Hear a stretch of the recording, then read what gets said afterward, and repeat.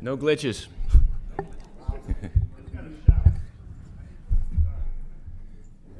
How many folks had a pickle juice martini last night? I won't say it's better than the NorCal margarita, but it's a really nice compliment, I'll tell you that. So that farm dinner last night was absolutely amazing. Yeah. That was my question. It was about pickle juice. Well, more broadly, it was about mineral supplementation. You know, considering grass-fed, organic, paleo diet, is it necessary to supplement with minerals? My take on this as a supplement manufacturer and distributor is no.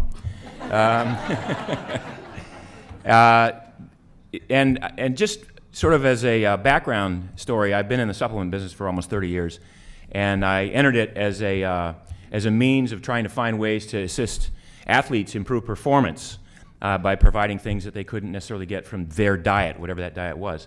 But as I got more and more into this realm of primal, paleo, ancestral, let's call the whole thing off, I saw that so many of the deficiencies that we normally see in athletes who have a high carbohydrate diet and lots of sugar and lots of omega-6 oils and things like that was probably the root cause of all the, not all, but a lot of the mineral deficiencies.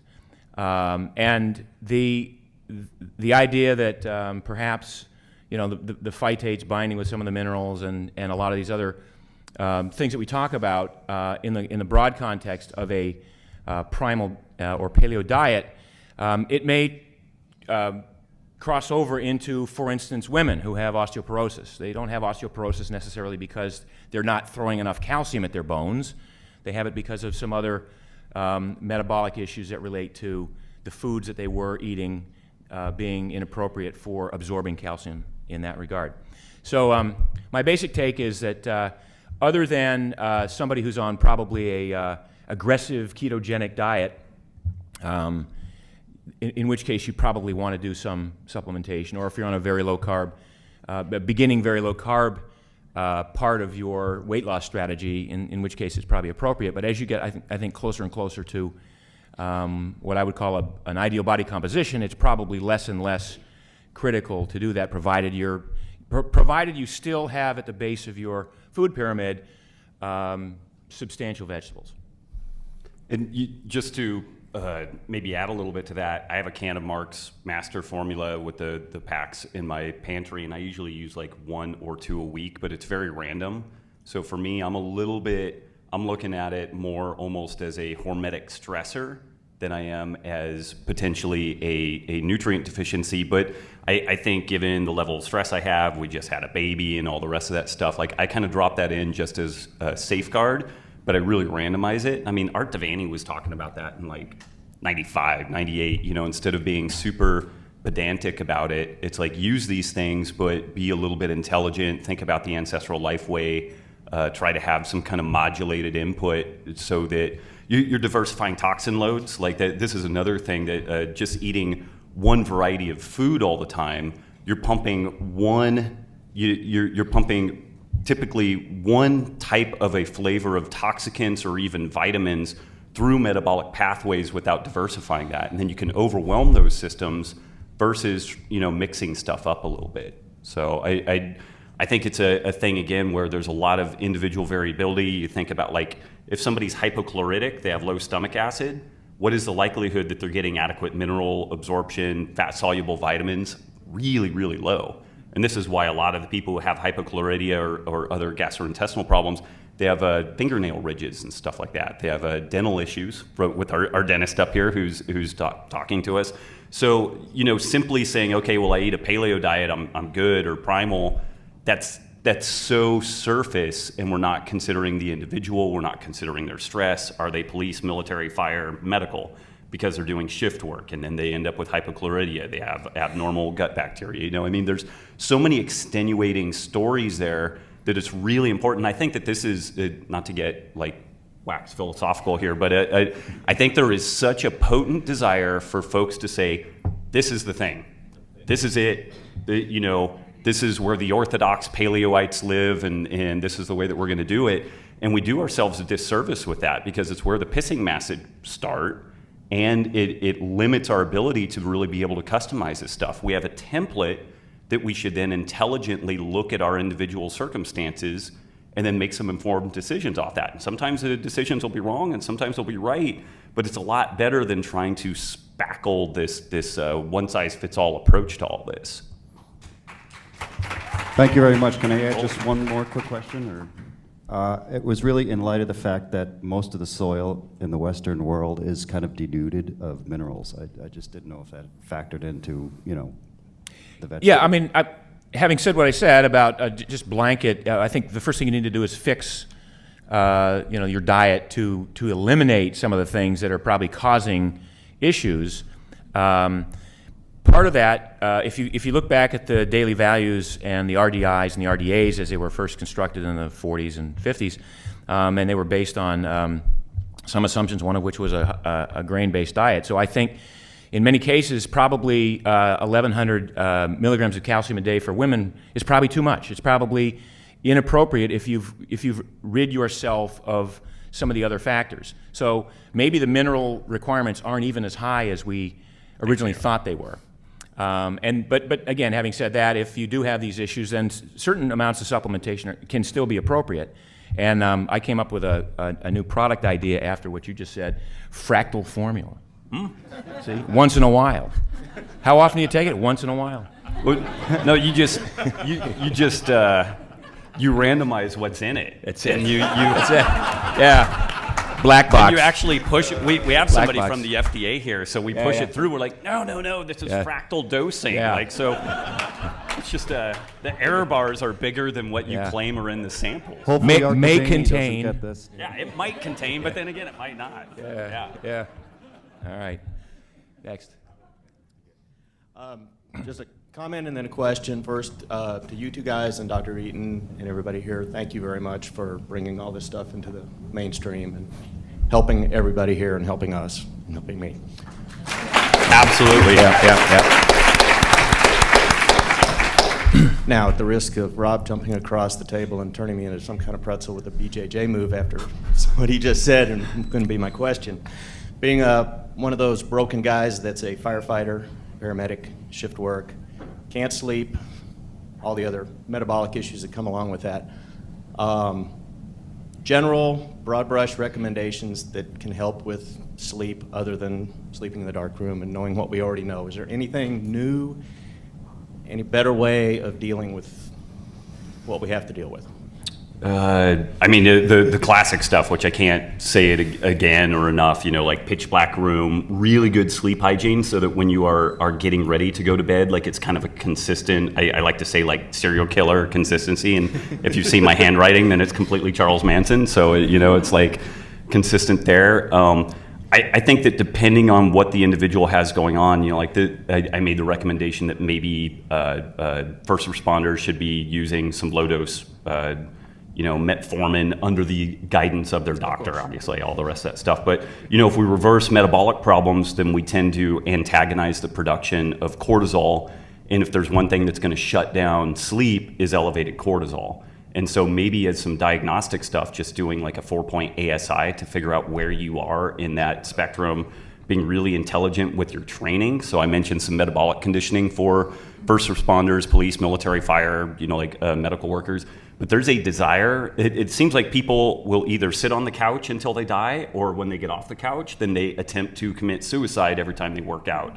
And there's like the appropriate dose. And within the CrossFit scene, there used to be this kind of economics-oriented deal where we're going to do a minimum dose with a maximum return. And that's traded off with how much can we do without dying. Work capacity across broad time and modal domains, what that translates into, how much can you do without dying? And I think that is antagonistic towards sleep because, the cortisol axis and all that. So getting all that stuff kind of squared away. And then on the supplementation side, depending on what you have going on, maybe GABA, maybe melatonin, definitely some like the fizzy magnesium stuff. I have a doc who I've been fighting the idea that transdermal magnesium works. I'm like, bollocks, it can't work. But he just threw me a bunch of papers that claim that people sitting in Epsom salt baths, that they did blood work on them and they can see plasma magnesium go up. And so I had said bullocks on this for so long, and because I couldn't find any good papers on it, and then he just threw a bunch to me. So maybe like a magnesium salt bath. So there's some things that we know are pretty good at inducing relaxation, and that's about it. I mean, this is part of the thing that for our police, military, fire, and medical workers, like we need to be more intelligent about how we structure their shifts, because there are better and worse ways to have people come on and off shift. Most excessive force, I've been really tight in with the police chief scene on the national level. Virtually every excessive force scenario that pops up in the news is immediately following a shift change for the police officer. So you've just had your sleep disturbed, you go out there, you get put in a difficult situation, and you're cranky, and you make a bad decision, potentially. So that's stuff that we need to think about. Yeah, maybe more fats. Yeah, so does that help a little bit? I mean, like, so some of these classic sleep aids, melatonin, GABA, but depending on how, what it is that you need to deal with, but making sure that you're dealing with cortisol, phosphatidylserine, like 200 to 600 milligrams of phosphatidylserine before you go to sleep can suppress cortisol production. But if you're at the end of adrenal fatigue and you're not producing enough cortisol, then that could cause a lot of problems. So, yeah, again, find a good doc to do all that with. Thanks. Yeah.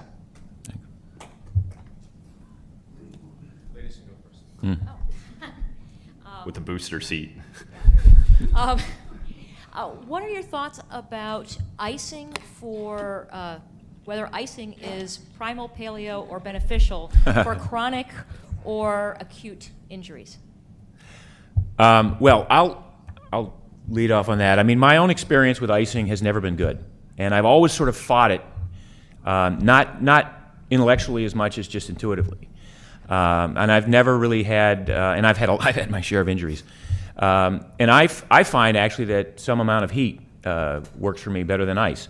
So I'm seeing now in the literature there's a movement toward getting away from this aggressive icing of an injury immediately post. On the other hand, in terms of some kind of chronic inflammation, I do subscribe to the idea that maybe a soak in a tub for a couple of minutes might be a good hormetic stressor to add to the complement of your recovery. One of the greatest marathoners that ever lived, a New Zealand guy named Jack Foster, swears that his longevity was as a result of his having stood in his backyard and hosed his legs off with a garden hose after every run he ever did. So there's, clearly anecdotal, but I'm not, with regard to this, again, aggressive icing post-trauma, I'm not a big fan of that, and particularly now that I've read more of the science. I do think that it's really about getting blood flow to get to that area and clear waste away and bring in new nutrients and to a certain extent decrease swelling. But if anybody read K-Star's one of the recent mobility WOD pieces, it was about, and I've thought about this for a long time as well, and now the orthopedic community says this, which is basically we're going to get you up and moving as soon as we can after a surgery or after an incident. So one of the new treatments is to actually move within reason up to a point of pain or just to mild pain as soon as you can after an injury will probably help speed up the recovery. Yeah, the only thing I'd add, or just to kind of springboard off that, like somebody has a ACL repair and then they throw them immediately in a CPM, continuous passive movement machine, and they start bending and flexing. And part of what we're thinking about with this is that when we're trying to heal, you can have kind of a spastic healing, which is a bunch of amorphous scar tissue, or you can have tissue that is laid down in a way that we actually have support structure that is advantageous. Like if you want a protein matter running in this direction versus like an amorphous mass, because you're loading through the patella, you don't want scar tissue that's just all kind of gnarlied up. And interestingly, having a pretty significant inflammatory response is critical in that. There's different prolotherapies, things of that nature that they will actually induce inflammation in a joint or in a particular compartment in the body to try to speed you need to kickstart the inflammatory process. Keloid scarring is actually a scar that's gone partially through the healing process and then it stops. And there are certain drugs and I think like St. John's wort oil and stuff like that will re-stimulate the inflammatory response and move things through. I think that occasionally, sometimes just palliative, it may feel good to throw some ice on there, but it's kind of making sense. But again, this is the systemic effect of jumping in an ice bath is different than the localized effect of trying to turn all the inflammation off because you have some tennis elbow type thing. That's completely different than the systemic effect of jumping in, getting a hormetic stressor, getting the full body insulin sensitizing. So it's important to remember 30,000 feet versus right at that local level. Thanks, guys. Totally. Yep, thanks. She was waiting longer. Yeah. Okay. So I'm coming from more of a longevity interest than a athleticism kind of interest, and I'm scoping out an ultra high fat diet as a possibility of that. Mark, I think on one of your blog posts you disclosed being maybe the 55-60% range for fat intake. I'm wondering what you guys think of going higher than that. Are there any problems? Yeah, I think one of the things that I've arrived at personally is a recognition. And Ron Rosedale is another person who would probably be in this camp, that the less glucose you burn in a lifetime, the better off you are. Which doesn't mean zero glucose. It doesn't mean very low carb all the time.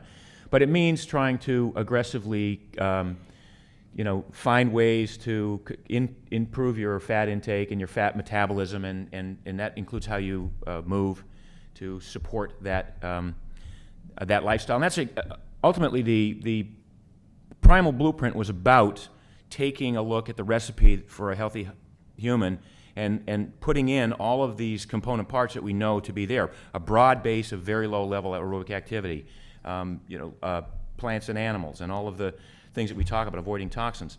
But ultimately, glucose, in my mind, you're probably better off reducing as much as you can over a lifetime.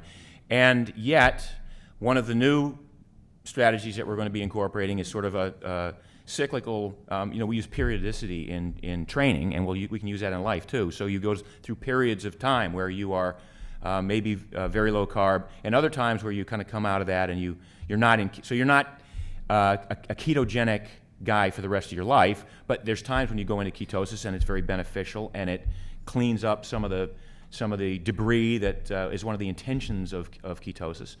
And then you come out and you explore some of the flavor options that are not available on a ketogenic diet. But I think that Peter at Hyperlipid is a guy who's been probably 80% fat for years and years and years. Seems to do very well on it. So I don't see much harm in that. But I would be because we don't have the data, I wouldn't necessarily plan the rest of my life to be ketogenic. I think an interesting development, if folks want to do some searching, Michael Rose from University of UC Irvine, and a lot of his stuff sounds a lot like what Art Devaney talks about, and they were in the same building, so I can't help but think that they probably had lunch a lot or something. But he had some really interesting papers that basically described the fact that caloric restriction in humans was probably not going to extend life. And there's some interesting things, genetic reaction norms, like how organisms respond to various inputs, and from survival standpoints and whatnot, like if you look at the amount of energy that an organism puts into child rearing, and if you curtail energy input, then it's likely to extend life. But for humans, that doesn't seem to be the case. And so for me, it was kind of like, okay, fine. So I'm not going to do calorie restriction, be cold, skinnier than I already am, hypogonadal, and everything else to live longer. It's like, it's just not going to work, so why even try it? So that was kind of cool. So then you're kind of like, what can I do just so that, maybe I don't live longer in total time, but the amount of time that I have is much, more productive, and I forestall that decline. One of the key features of that, there's a great paper, Secrets of the Lac Operon, which talks about nutrient partitioning and how we are able to be flexible with the fuel substrates that we use. And basically one of the characteristics of aging is that you lose the ability to mobilize fats as a primary fuel source, and you become more and more glycolytic. What's a primary tissue that is exclusively glycolytic? Glycolytic. Oh, come on, folks. Red blood cells. Cancer. Cancer. The Warburg effect.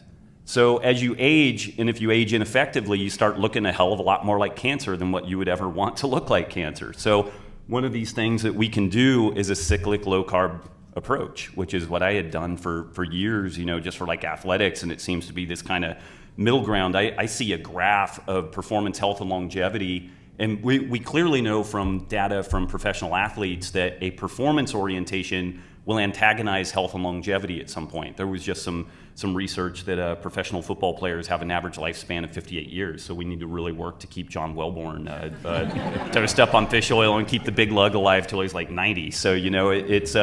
But this is the stress, and I think a lot of it is oxidative damage and impact and all this, and so we can mitigate those things by a cyclic low carb, and part of that element of the cyclic low carb is this hormetic effect again. We have a moderate carb intake today, which is going to upregulate all of the kind of detox enzyme pathways that deal with a larger carbohydrate intake 5 days down the road.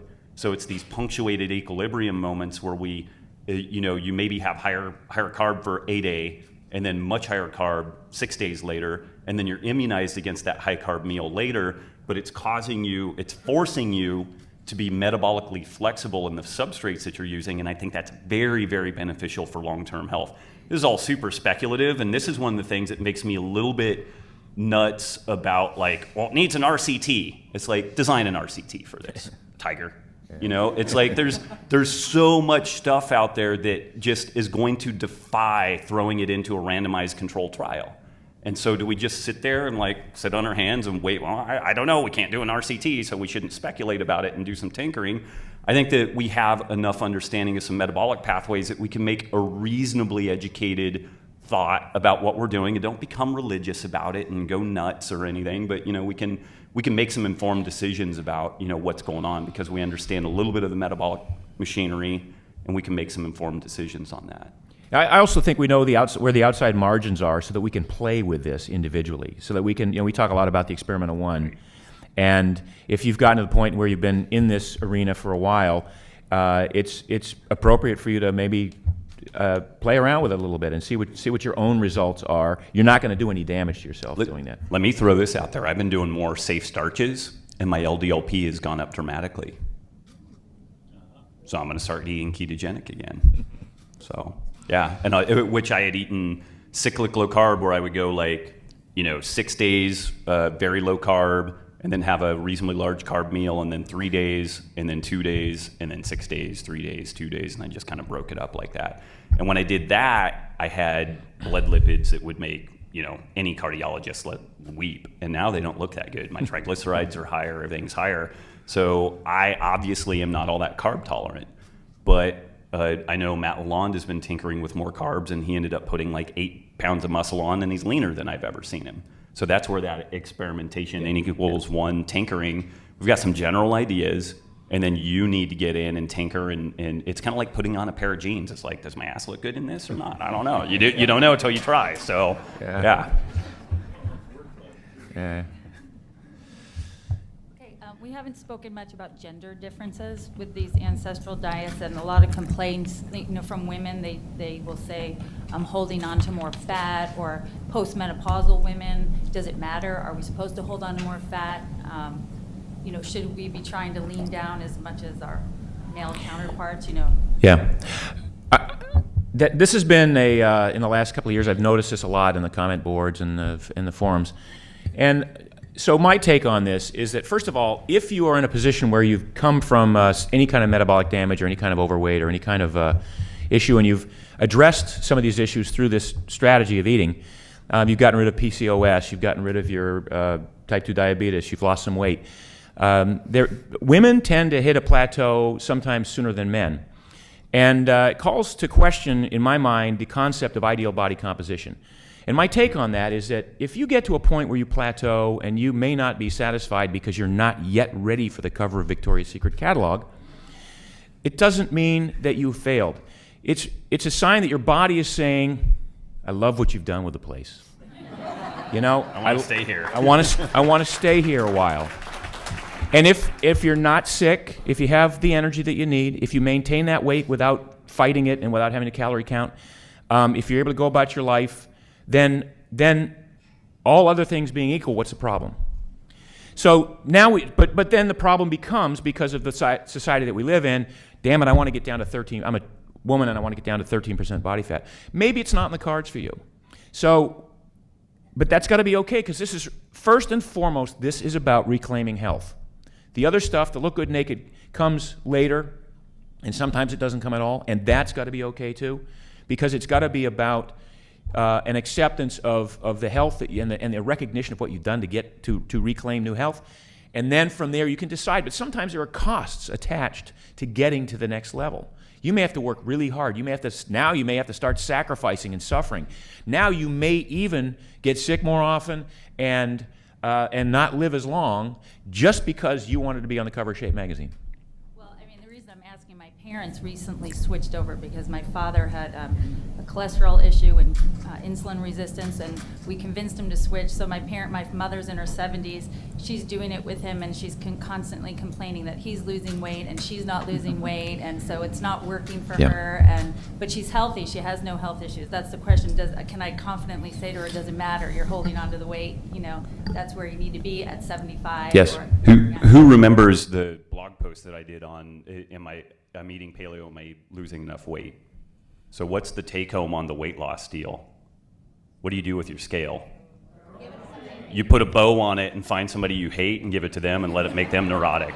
So I mean, that's where like finding performance orientation, like the scale tells us nothing. You know, if the magic fairy could come up and say, okay, you know, you can look however you want, but when you step on the scale, it's going to say 150 kilos, like, you know, 300 plus pounds. Who cares? Do you care? No, you don't care. Like, if you look, feel, and perform the way you want, but the scale is going to magically, you know, it's going to be like somebody's going to push down on it. And when people change this stuff around, your mom, I would wager, probably had some sarcopenia. She maybe had some osteoporosis brewing. Like, you know, there's probably a bunch of stuff there that's being reversed. And so the scale isn't giving her good feedback. And that's where, like, a simple hip waist measurement, a before and after photo, and then having some performance orientation. And if that's like going to the end of the stop sign that's a quarter mile away and back, and she times it, and that's her kind of performance metric, cool.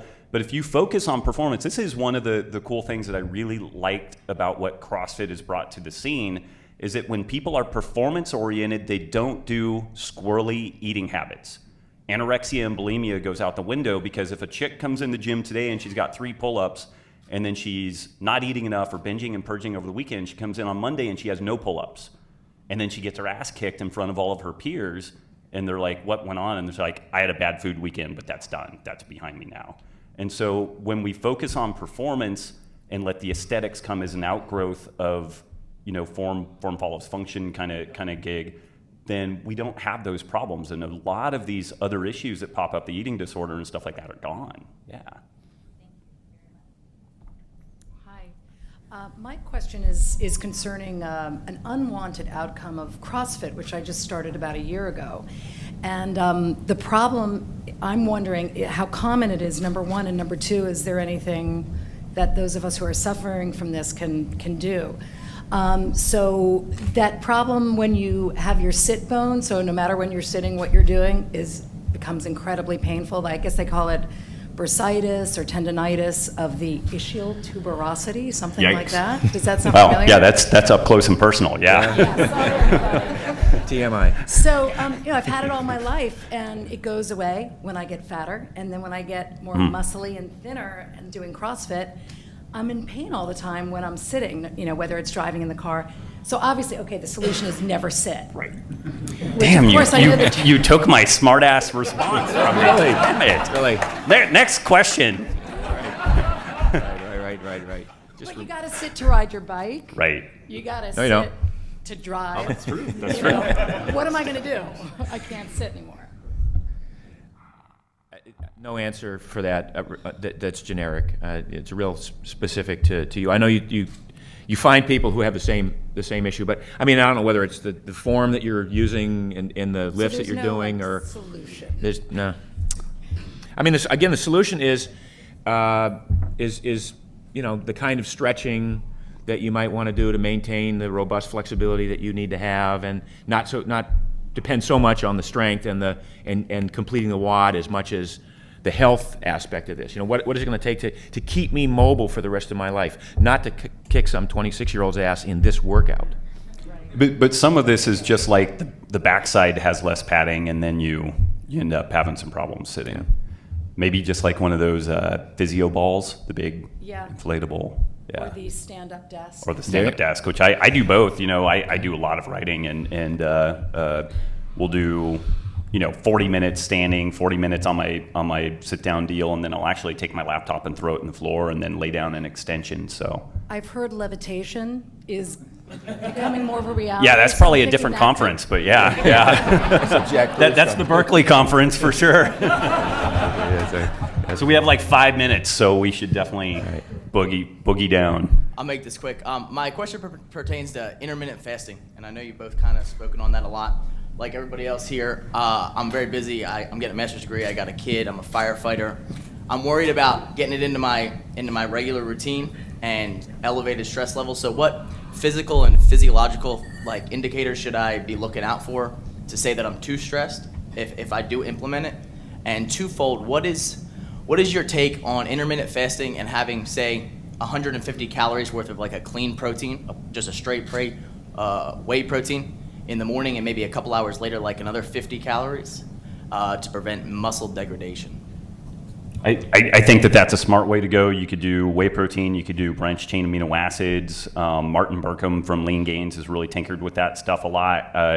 The thing that you want to be careful about is when we start elevating cortisol, it antagonizes testosterone production. We get a pregnenolone steal, and that stuff is so insidious. And once you head down that path, it's a little bit like heat stroke. Like once you've started doing it, it is so easy to go back there, and you are already in a lifestyle that facilitates being cortisol, overloaded. So I would just be really careful with that.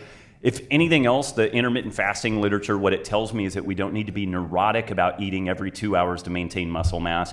But if you have a very stressful lifestyle, then I don't know that I would really advocate it. I would try to do those things that mitigate stress as much as possible. So I would be really careful with it. I agree. I think what we're trying to do here is we're trying to retrain our bodies to be good fat burners and to be able to use ketones. And so I use intermittent fasting only when it's forced upon me.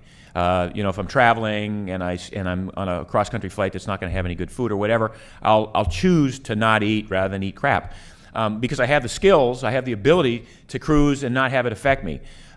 So intermittent fasting, purposeful intermittent fasting, is really good for people who want to lose a lot of weight, or people who are really into the anti-aging strategy of, if I'm fasting, theoretically I'm going to be repairing DNA, I'm going to be consuming damaged proteins and fats and things like that as part of that. But again, in a stressful occupation and with a fit guy, it's probably better just used as a tool to assist you when it's forced upon you, that you don't have to worry about tearing into muscle tissue, because that doesn't happen anymore. Because now when you don't eat, you just burn fat. Perfect. Okay. Yeah, that's thank you. We're good. 1 minute. Quick question, quick answer. Controversial question, though. That's a good rapper. In Norway, in my country, in Europe, the team that's currently leading the soccer elite division has been on the low-carb, high-fat paleo diet for 6-7 years. And this obviously is very controversial. And this is a club with very small resources, and they have outstanding numbers, better performance after they switched to this diet. We see that especially with players coming from other clubs that use high carb. They lose a lot of fat very fast, and we're talking about top football players. But on the other hand, we have had we had several incidents with top athletes having heart attacks that are on a high carb diet. Controversial questions, but I was wondering if you had some thoughts about this, because we have seen it in Manchester City, Manchester United, several Norwegian clubs. I think when we start talking about professional athletics, like diet is huge, but the stress that people are subjected to in professional athletics, like I would love to jump on this and just be like, high carbs kill, don't do it, but trying to maintain some steeping and some, scientific rigor in the whole thing, it's common. When you look in the literature, like electrical disturbances of the heart that lead to death in professional athletes. We had a rash of that in NBA basketball a number of years ago. And it was completely unrelated to diet, or I would say largely unrelated to diet. And there were some genetic factors that then were selected for because of the stress of the training that they were undergoing. So I would be disinclined to really hang much of that on diet, personally. And maybe we have a cardiologist in here that would comment differently. But I'm not a cardiologist, but we do know there's some preliminary research indicating that high carb, particularly on carbo loading, has been associated with electrical disturbance, atrial fibrillation. Okay. And so carb loading can cause problems, and it can cause arrhythmias. So what I ask is, what caused the heart attack? Was it a clot or was it electrical disturbance? Oh, it was a heart. No, not plaque arteries. It was heart. so it's an electrical deal. Yeah. Right. So So now we have- carbohydrates are related with that. Yeah, I mean, I've for a while I kept a registry of all my friends in the endurance community who had either died or had a defibrillator or had a heart transplant, and I stopped counting when it was 50. And Art Devaney does the same thing, and we look at all of these otherwise healthy athletes that drop dead. And I know cardiologists in LA who specialize in athletes and who say there's a pandemic, an epidemic of AFib in endurance athletes because of the thickening of the wall of Left ventricular hypertrophy, yeah. hypertrophy, which if you look at what chronic cardio does, the heart is not, it's a demand-based organ. It doesn't say I got to stop. Your brain tells your body to move, and the heart goes, all right, I got to go along for the ride. So you can override this and cause the heart to have to go to work too hard. And then, ironically, we feed it with sugars and carbohydrates because that's what we're told the heart needs to work. And over time, I think we see some problems. So I would suspect that there is a dietary component in elite endurance athletes as to why they're having a lot of these problems. They regularly use carb loading. Yeah. Way to do it. I would just not discount the physical activity as a big factor in that. But Yeah, 100 miles a week of running. Yeah. And I think we're out of time, right? Yeah. Thank you, everybody, Thank you. for Yeah, coming. yeah. Yeah. Thanks. Thanks, Mark. Yeah.